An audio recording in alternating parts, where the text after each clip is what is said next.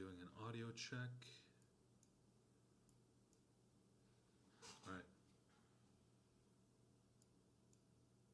Okay, perfect. Sorry about that, folks. All right. So first things first, you guys like my meme shirt from 2016? Ben Affleck and Rihanna both wore it, and they were relevant in 2016, so it was hilarious back then. Um, um, all right. First of all, let me apologize for last week. There was a very big kerfuffle, and honestly, I'm still sort of like recovering from it. I haven't been getting much sleep over the last week, and it's a little bit cloudy up here, but that's fine. I'm dealing with it. I'm getting back into like the groove of things. I haven't even looked at anybody's speech yet. I'm gonna start doing that tonight. I've got something like 15 or 16 hours worth of speeches that I'm gonna have to get through. So I'm gonna try to push through all of it this week. But max by like early to mid next week, everything should be graded. I'm hoping to have everything graded by the end of this week, but that's a lot of content, and sometimes just things get in the way of that. Thankfully, I'm not going to have anything to grade for you guys for this week. It's going to be all discussions, so there's not going to be any like intense period of grading that I need to do. Generally, I just need to make sure that people are participating in the discussions properly and all of that sort of thing. First thing, also, I did get an email from somebody who said that they couldn't see the videos that I posted in the Blackboard folder. I always do like a student preview to make sure to which shows me Blackboard as a student sees it, to make sure that you guys can see everything. So, and I did that, and I could see everything properly. So I don't know if it's specifically an issue with that student, or if a lot of people are experiencing it. Let me know, because that's obviously a huge problem. But yeah, don't hesitate to email me if you're not able to see the content that I posted on Blackboard. So without further ado, we're going to get into this week's lecture, and we're going to be talking about the use of a visual aid. Now, before we dive into the lecture itself, what I want to talk about is the content that we have on Blackboard for this week. So what I've done is I've tailored this content package towards getting you guys to think critically about the differences between what you see and hear, but also, like we do with everything in this class, and I'll never stop reiterating this point, this class is rooted at least 50% in creativity, all right? Like at least half of what you're doing, because there's a writing half and then there's a presentation half. And, I'd say that creativity even probably falls somewhere into the presentation side of things, because you can get really creative with how you choose to present things. So the pieces that I chose for you guys to take a look at, they are, for the most part, art pieces. And I do want you to consider this class, writing a speech, just writing anything in general, it's a liberal, the whole faculty is called liberal arts. And so the arts do play a big part in it, and what we're doing with speech writing. But the main thing that I want you to take away from it is that each person is doing, whether it's a performer, whether it's the person that wrote the piece, whether it's a photographer in the case of the visual stuff, they very deliberately chose what they were going to put in because it mattered, right? Because they were trying to get something from it. Either they were trying to express something, or this is how they make money, or whatever it might be. So they need to entice people, they need to get people's attention, and they need to keep it. And they need to keep people coming back to look at their stuff. So it's important. It's easy for us in a classroom. A classroom is a petri dish environment. It's in some ways not real, the things that we do, because all you really need to do is meet the criteria of the rubric and you get the passing grade. I don't really want you guys to think in that way. Again, our outline is pretty structured, so you're somewhat constrained with what you can do with it, but I do want your imagination to run wild in terms of, like, how am I going to support this argument? What are the things that I can say that are going to present the best possible argument for the case that I'm raising, for this topic. Um, and this is not something that's beholden only to persuasive speeches. This definitely comes into play during informative speeches, because again, even though you're not taking a stance per se, I will say that the difference between an informative speech and a persuasive speech is really mostly in the intention, but you're still building a particular case. Even if you're just presenting information about something, you want to present the information in the best possible way. That's always going to have implicit biases, and of course we take that into consideration when we grade your informative speeches and when we listen to your informative speeches. But it's worth keeping in mind. You, as the person writing your speech, it's worth keeping in mind that, what if this was a high stakes thing? And for people to whom grades really matter, it is going to be a high stakes thing. They're going to want to kick a lot of ass because they want to retain that 4.0 GPA. They're trying to get into a good master's program, whatever it might be. So for those people, it is high stakes. So I want you to always think about the deliberateness of anything that I'm showing you, and also try to convert that into being deliberate with the thing that you're doing, with the speech that you're writing. I'm not going to break down the things that I gave you guys in this week's content folder. That's what I'm going to do next week, because there's a couple of things I'm interested in reading what you guys and how you guys analyze those pieces. And then I want to see if there are elements about those pieces that are in there that you may not have noticed. Because again, I think awakening you guys to that is a really important thing. And I think that always feeds back into your speeches. And then next week, we're going to be looking more directly at speeches that employ a lot of these elements. And actually, in fact, today we're going to be looking at a visual aid speech. It's not a speech so much as it is sort of a narrative, but it's structured. It is presented in front of a bunch of people, and it does employ the use of visual aid. So I think it's pretty good, and I think it illustrates my point pretty effectively. But before we get into that, I want to dive now into this week's lecture, which is the use of a visual aid. And what you're going to see here are a lot of the do's and don'ts for when you're doing specifically a PowerPoint presentation, a PowerPoint or Keynote, or or Prezi, or any one of these like presentation platforms like slideshow type or flowchart type platforms. But some of it is going to apply generally to your speech. It's going to apply to your speeches in general, and then some of it is just going to apply to like the performance aspect of a speech in general. So let's dive into this. Now, I do want to point out that because this is an online class, presenting something with a visual aid is going to be a little bit difficult. If you know how to use software like OBS, which is the streaming software that I'm using to bring this to you guys, it's relatively easy. It requires a little bit of technical know-how, but what you can do is record your screen using OBS, and if you have a webcam, like if it's a laptop with a webcam built into it, which I know a lot of you guys have MacBooks, you are able to do that with OBS. You can have a setup exactly the way that I have it, so that you can record yourself and you can also share your screen so that you can share a visual aid in this way. Otherwise, you're going to have to get creative. Either you're going to need to be standing by your computer monitor or something like that. Basically, I'm going to have you guys, when you upload your visual aid speeches, if they are going to be some kind of slideshow, which they don't have to be, but if they are going to be some kind of slideshow, I'm going to have you upload the slideshow as well, so that in case I can't see, if somebody's lecturing on a screen that's pretty small and I can't see what they're lecturing, or I can't see what they're presenting, I'm going to want to be able to take a look at the slideshow presentation. So I'm going to have you guys do that.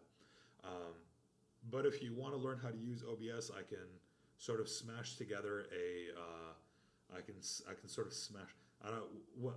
I sense you're being sarcastic, Jared, but I can't tell why. Is it because you don't want to upload your presentation? It's, man, the thing is, this is one of the things. Problem solving is just sort of a fact of life when we're doing things online. It's also a fact of life when we're in the classroom. I guarantee my students when we're in the classroom that they will have access to internet. So if the computer that we're using in the class is not connected to the internet for some reason, it's only happened to me once during visual aid speeches, but I had to cancel class for that day because it was a promise that I made to my students that that's fine. Like, so if technology isn't your strong suit, for one, you're definitely not alone in that boat. Um, it's honestly kind of shocking to me that a lot of my students don't really know how to use technology that well. And I don't say this to shame you guys. I say this because if you want to really get ahead, it's something that in the future is not even really going to need to be said. And even now, sort of, I don't feel like I need to say it, but you're gonna need to be able to use technology if you're gonna want to be able to work with people and interact with people and sort of live. At least if you want to work in cities, I would say.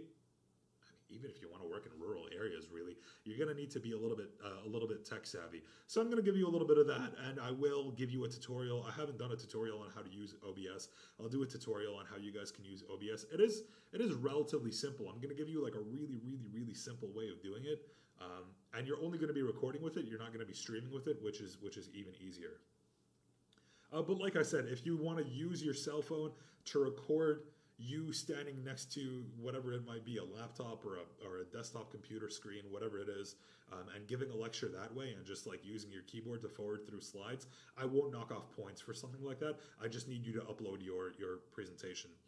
Now, the converse of that is I've had students do speeches that didn't employ a visual aid at all. I had one student talk about how you perform CPR on somebody, and he had prearranged with one of his friends in the class, who he came up, he started delivering his speech, and then he brought up his volunteer, and the volunteer, there was a table at the front of the class, the volunteer actually laid down on the table, and the student, not obviously applying pressure and stuff like that, but demonstrated CPR, like all the techniques, not mouth to mouth, on that student. So that was pretty cool, and he didn't use a slideshow presentation at all, but that still counted as a visual aid. I've had another student who has a form of synesthesia, which is like I think it's considered like a nerve condition or something like that. But synesthesia is like when two or more of your senses are linked together.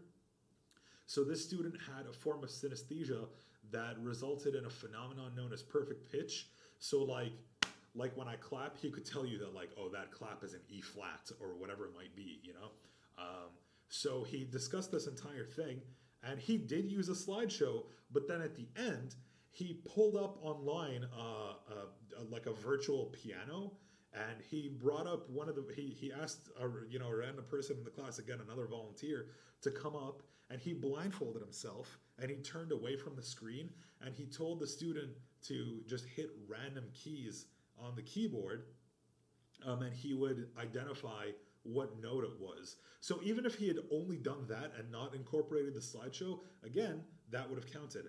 I've had one student bring in, I think they're called Eskimo yo-yos. That's what she called it, and she demonstrated. She was like, it's used for this application, that application, this application,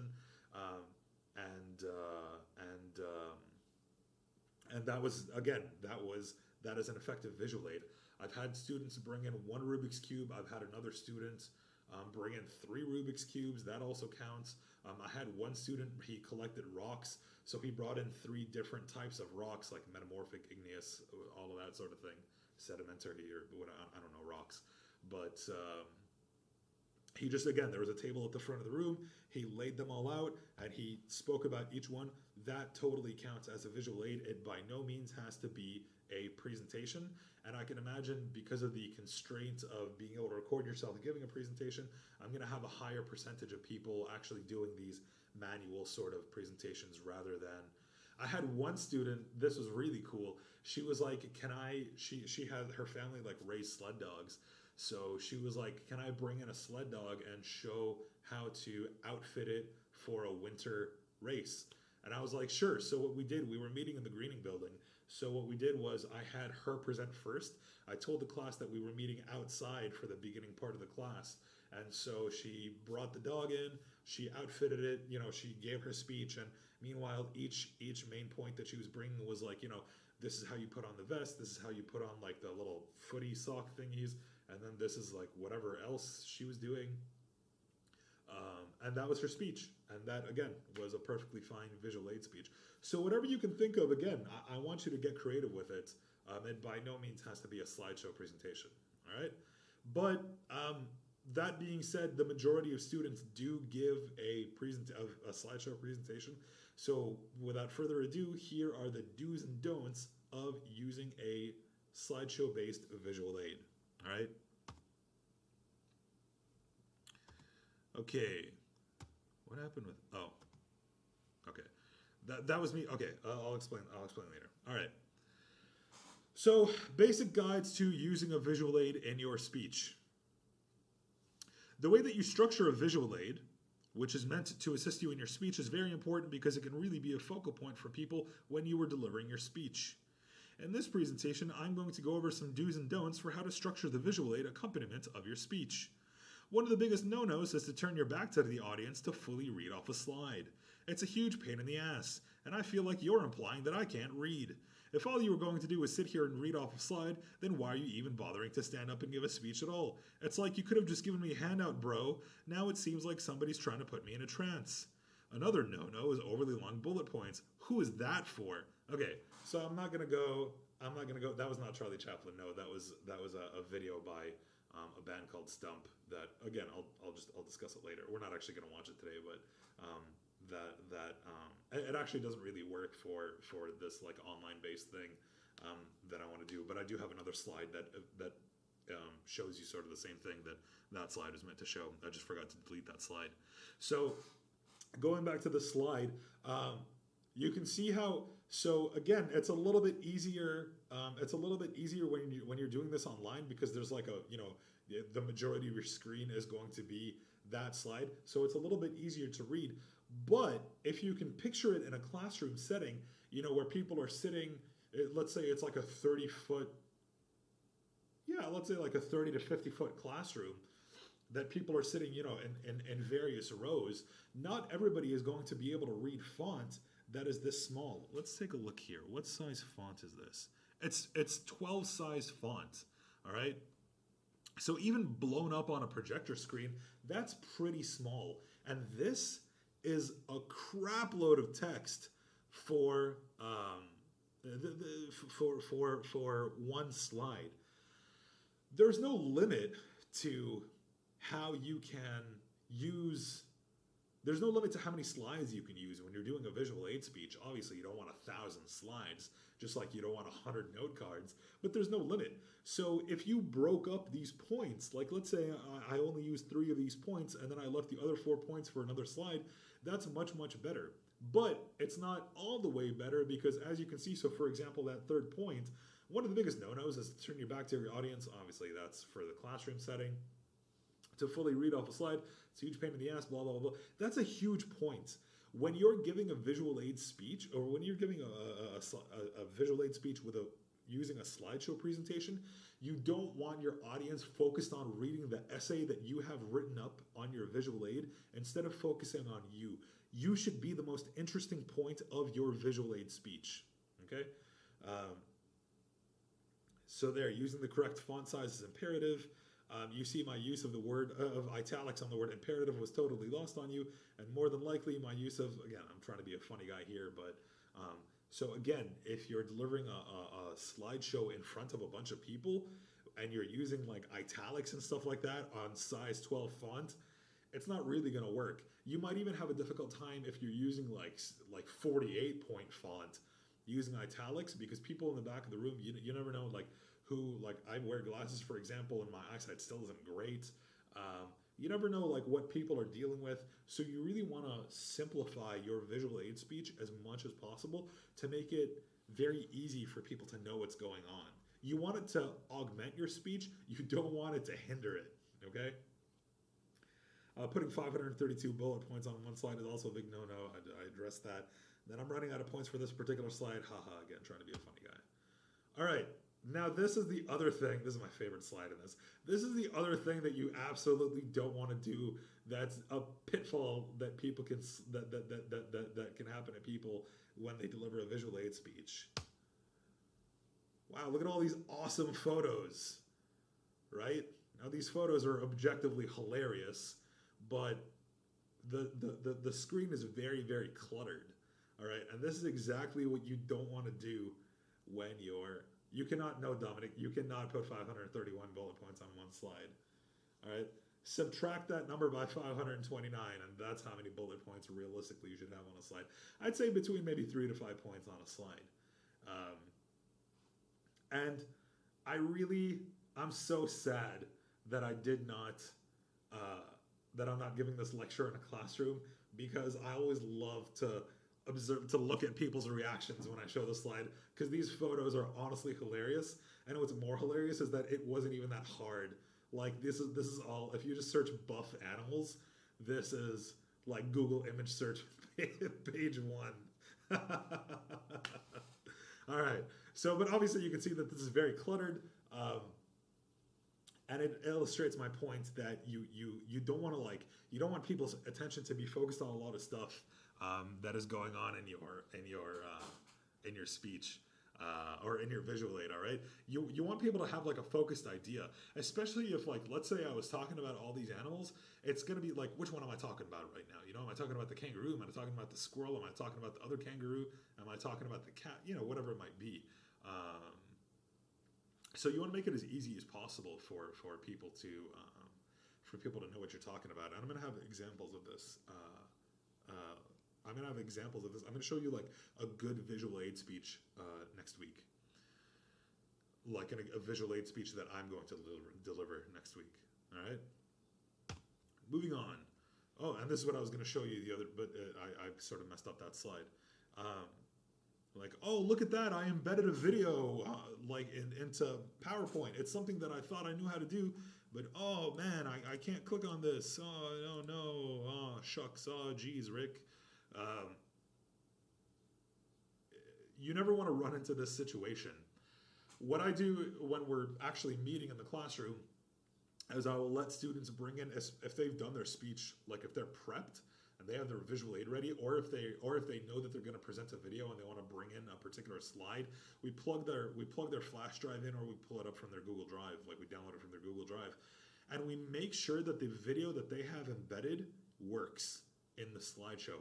Because if this happens, you're going to lose grades for it. I can't do anything about this.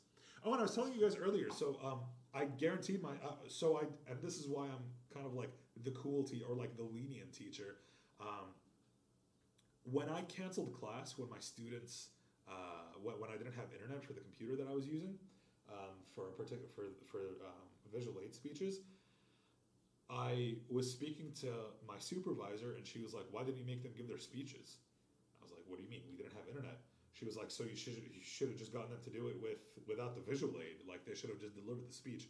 I was like, "Oof," because that's what she said she does in her class, and a bunch of her students do the same thing. Like her graduate students at the time, she had instructed them that if your visual aid, if your computer doesn't work or something like that, you make your students give their speeches without a visual aid. And I was like, that's kind of brutal, man. I didn't want to make my students do that, and I still don't make my students do that.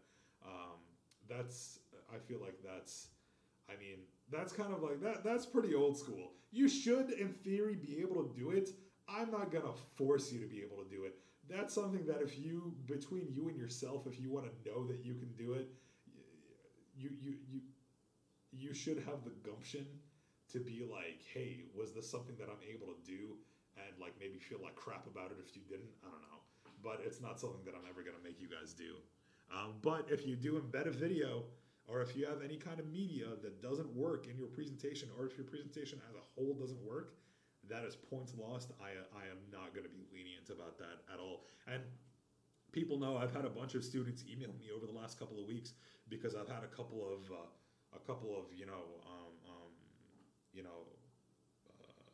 laggardly Andes, let's say, a couple of students who were like, "Oh, I didn't get this done because of so and so reason," I I I do not give anybody a break on stuff like that. I had one student who had like a medical issue, and they're the only one that got that. Where I was like, "That's fine. You're not gonna miss points for turning your stuff in later." But anybody that was like, "Oh, my car broke down and blah blah blah," and especially if these were emails that were coming in, a Simpsons GIF. There you go. I do love the Simpsons. Oh yeah. So especially if emails are coming into me on Sunday night, it's not gonna cut it, guys. It's just not gonna cut it. Even if the emails. I mean, at least it's not gonna cut it if the speech comes in. Like if you email me on like the Tuesday before and something isn't working and you haven't fixed it by Sunday, I mean, you're still going to lose points.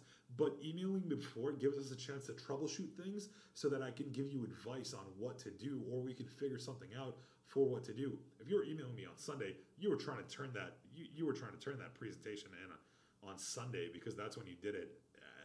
That's not my fault, all right?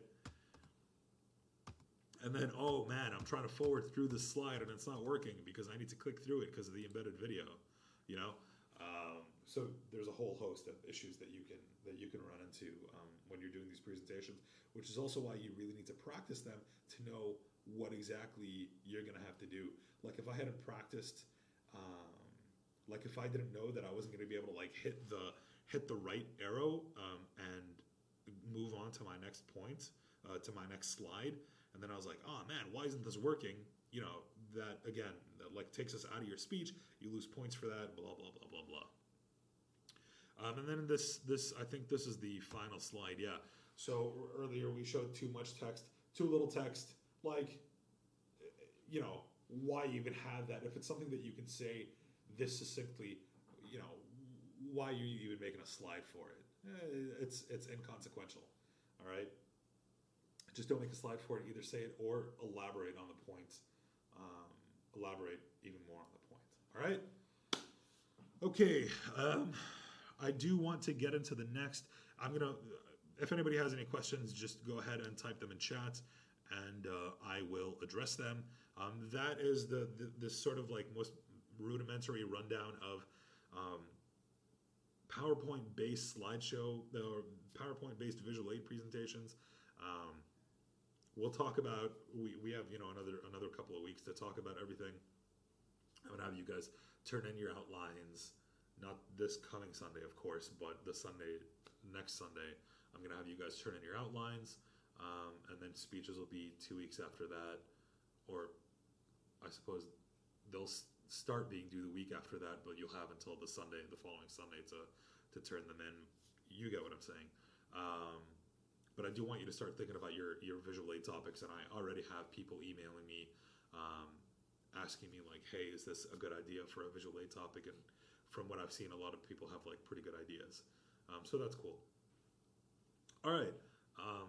But that's it for this lecture. Would having 3 to 5 bullet points that are medium-sized sentences on one slide be ideal? So again, Dominic, it's hard for me to give you like a rule of thumb about that. 3 to 5 points is a very general thing. I'd say if you're going to have like what I would consider medium-sized sentences, you're going to want to stick to like 3 bullet points, maybe 4. 5 is probably cutting it close. And again, I'm going to show you a speech next week that sort of illustrates what's a good number. Sort of what I would do is make the slide and then, like make the slide and then close out of it, or go through, start making your PowerPoint presentation, save it, close it, sleep on it. The next day, take a look at it. If it jumps out at you like, holy crap, this is a lot of text on the screen, then it's probably a lot of text and you can make another slide with it. If it looks all right, then, and you can make, and you're like, there's no like, unless it's really exaggerated, I'm not going to knock off points. But if you have 3, let's say even if you have 3 points, but each one of those points are like 2 to 3 sentences each, that's already too much. That's already way too much. You want 1 to 2 sentences per point, 2 sentences max.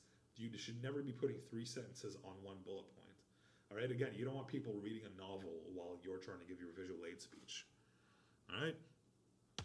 Okay, so I do want to get into this next thing that I want to do. We're going to take a look at a presentation by a journalist named John Ronson. Okay, and let me just make sure here that everything is good to go on this. Yeah. Desktop audio. All right, it's all good. Okay, cool. So, if any of you guys have ever seen the movie *The Men Who Stare at Goats*, or read the book, of course, it was written by a guy called John Ronson. It's sort of like the book that catapulted him to fame. He is sort of like this cool, like he doesn't do journalism like he writes for a newspaper. He does these really, really intense deep dives into points of culture. So he wrote a book called The Psychopath Test, and he explains at the beginning what that is. But that it's sort of the journalism that he does is like, so for example, there is this place, I believe in New England, called Bohemian Grove, where a group of like the world's billionaires like get together and, you know, get drunk and burn an owl effigy, and it has these like very culty, you know, like True Detective kind of vibes. And so he infiltrated this one time where they were in the 90s, where they were having this meeting, and he sort of like, he wrote about it and blah, blah, blah. That's a sort of, it's very like this Hunter S. Thompson kind of journalism that he does. So we're going to take a look at a TED Talk that he gave about his book, The Psychopath Test. It's extremely fascinating, and this is what I mean when I say that his speech was, the presentation that he gives is completely fine without the use of a visual aid, but it is augmented by the use of a visual aid. Now, of course, he's got a team behind him. He's got one person doing audio, one person doing visuals. So obviously, it's going to be a really slick presentation. Yours is not going to have to be that high caliber, but I just wanted to mean, like, even if your visual aid adds like augments your speech by like 10% or 20%, you know, that's fine. As long as you're using a visual aid in a way that is, you know, in a way that is like necessary, relevant to the speech, where I'm watching it and I'm like, I see why this person, first of all, chose this topic to do a visual aid about, and then also why they used this particular image or this particular video, you know, this particular quote, why they showed it. You know, let's say you're talking about like an ancient war that's got a lot of dates in it. You show us those dates, or you show us, for example, a timeline, that makes it really easy for us to visualize when these things that you're talking about are happening. That's what I mean by augmenting and enhancing your visual aid speech. So let's get into this. Let me make sure that the audio... The story starts. I was at a friend's house, and she had on her shelf a copy of the DSM manual, which is the Manual of Mental Disorders. It lists every known mental disorder. And it used to be, back in the 50s, a very slim pamphlet, and then it got bigger and bigger and bigger, and now it's 886 pages long, and it lists currently 374 mental disorders. So I was leafing through it, wondering if I had any mental disorders, and it turns out I've got 12. I've got generalized anxiety disorder, which is a given. I've got nightmare disorder, which is categorized if you have recurrent dreams of being pursued or declared a failure. And all my dreams involve people chasing me down the street going, "You're a failure." I've got parent-child relational problems, which I blame my parents for. I'm kidding. I'm not kidding. I'm kidding. And I've got malingering. And I think it's actually quite rare to have both malingering and generalized anxiety disorder, because malingering tends to make me feel very anxious. Anyway, I was looking through this book wondering if I was much crazier than I thought I was, or maybe it's not a good idea to diagnose yourself with a mental disorder if you're not a trained professional. Or maybe the psychiatry profession has a kind of strange desire to label what's essentially normal human behavior as a mental disorder. I didn't know which of these things was true, but I thought it was kind of interesting, and I thought maybe I should meet a critic of psychiatry to get their view, which is how I ended up having lunch with the Scientologists. It was a man called Brian who runs a crack team of Scientologists who are determined to destroy psychiatry wherever it lies. They're called the CCHR. And I said to him, can you prove to me that psychiatry is a pseudoscience that can't be trusted? And he said, yes, we can prove it to you. And I said, how? And he said, we can introduce you to Tony. And I said, who's Tony? And he said, Tony's in Broadmoor. Now, Broadmoor is Broadmoor Hospital. It used to be known as the Broadmoor Asylum for the criminally insane. It's where they send the serial killers and the people who can't help themselves. And I said to Brian, well, what did Tony do? And he said, hardly anything.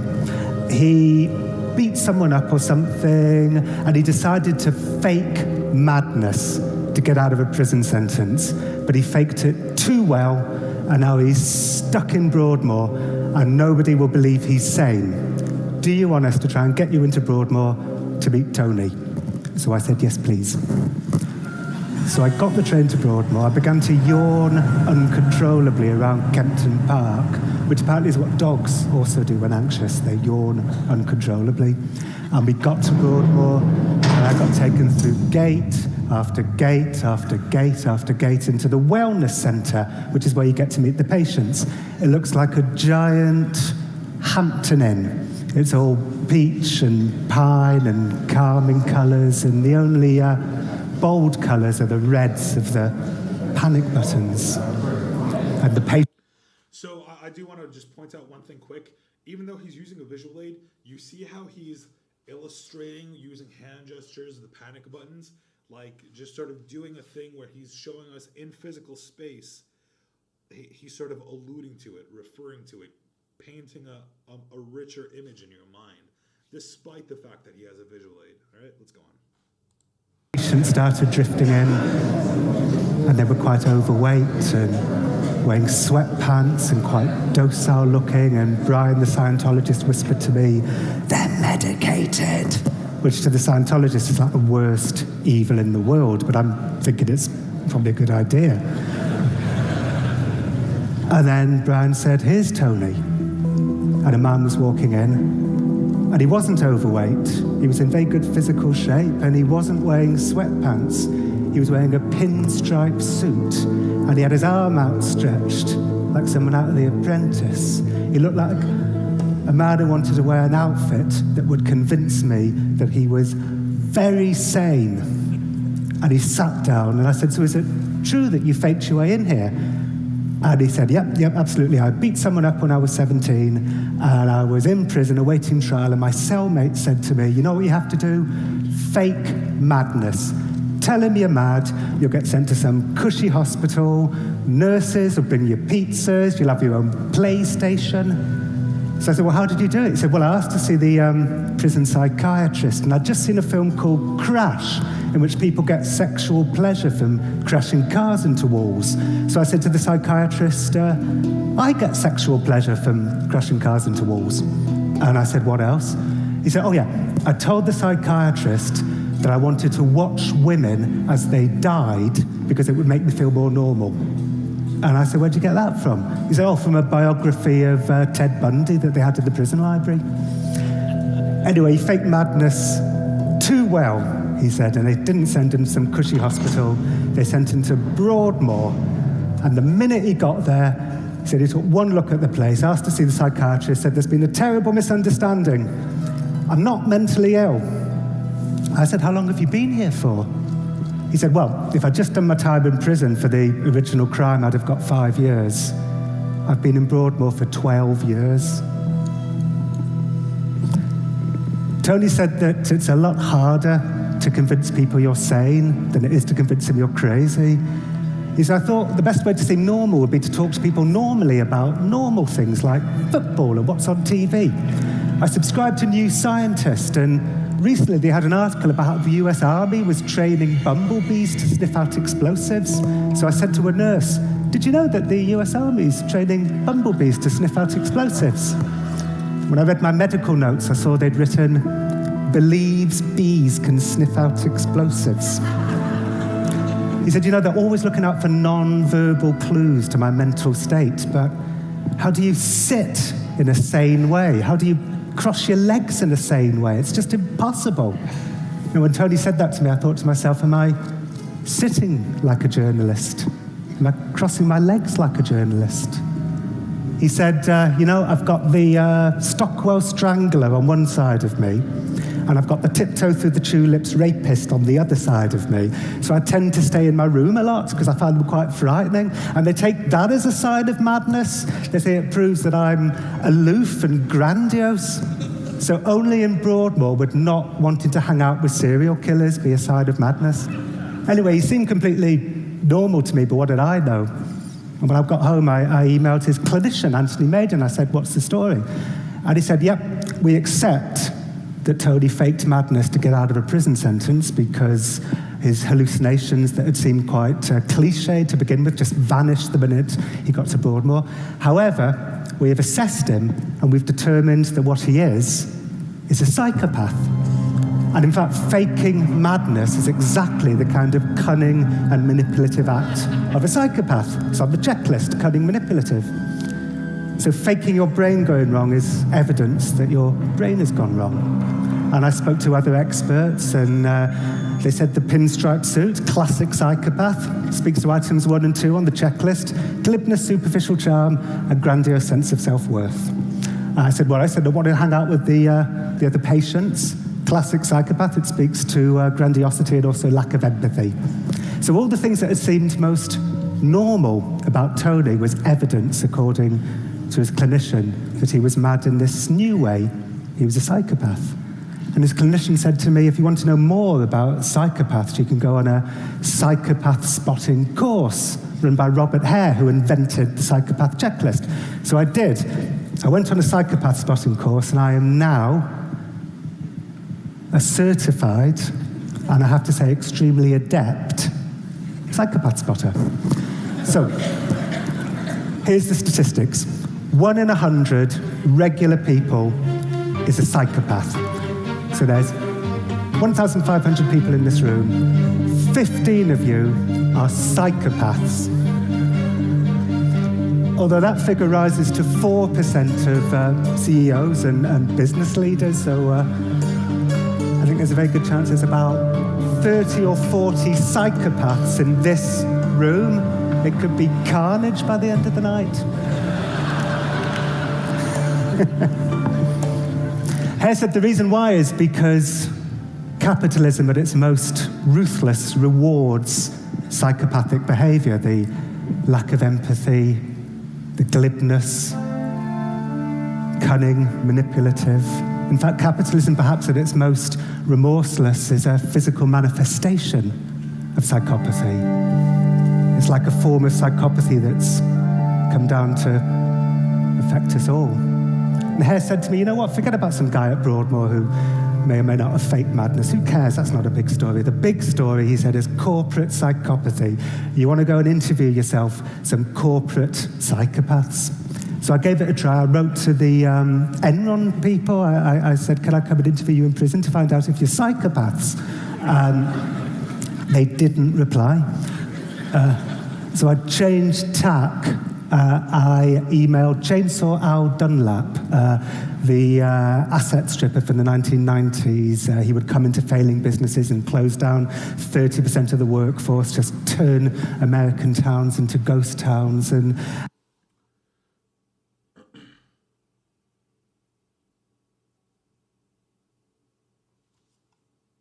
I emailed him and I said, "I believe you may have a very special